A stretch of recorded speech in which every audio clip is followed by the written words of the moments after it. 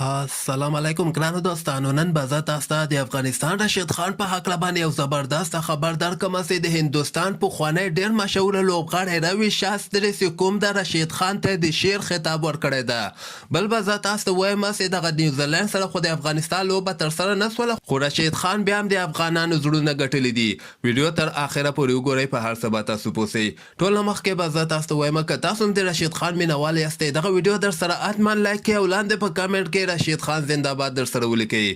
زه به تاسو ته وایم چې د آی سی سی له طرف نه نن د تازه درجه بندۍ اعلانه شوې ده. د شروریزو لوبو په بالرانو درجه بندۍ کې رشید خان یو ځل بیا اول مقام ترلاسه کړی ده.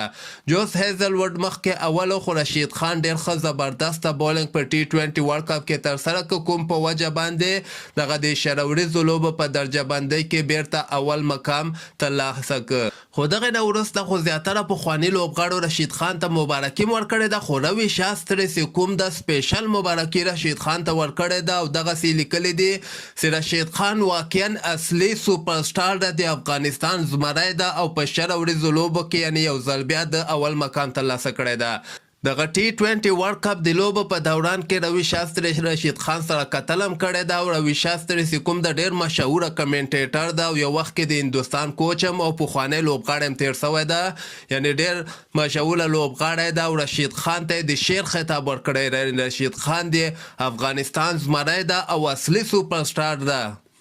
بل به زه تاسو ته وایم چې د افغانستان او د نیوزیلند لوبه کې خو بدبختانه باران وسه، بیخي لوبه ترسره نه شوله. هغې نه وروسته رشید خان خپل مینوال کوم چې په اسټرالیا کې اوسیږي هغه ټولو ته ورغلی و، اول ته یې ورسره عکسونه باسلي دي چې دغه نه دغه کوم کار چې رشید خان کړی دی د افغانانو ډېر زیات خوښ شوی دی. رشید خان بیا دغه عکسونه چې کله ورسره واخیستل، دغه عکسونه اخیستلو نه وروسته رشید خان بیا خپل ټویټر کې دغسې لیکلی دی چې افغانانو نه ډېره زیاته مننه چې میدان ته راغلي دي او د همدغه افغانانو لپاره زه کوشش کوم د افغانستان لپاره خدمت وکړم.